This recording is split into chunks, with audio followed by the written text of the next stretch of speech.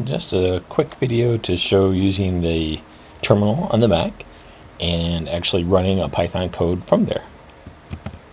So I can bring up terminal by using the spotlight,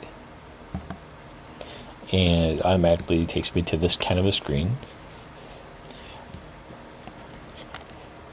What I really want to showcase is that we already have a Python file in the downloads folder right here, and it's called smiletest.py.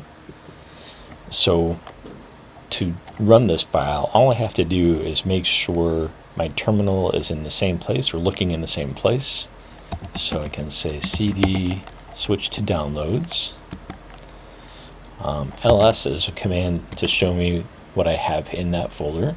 So show me a listing. Sure enough, I can see the smiletest.py. And to run this, I can just now say Python 3 smiletest.py. The code is running. I'll enter in a 10. And voila, there we have it. So pretty quick and easy. You can run a Python file from your terminal and see the output.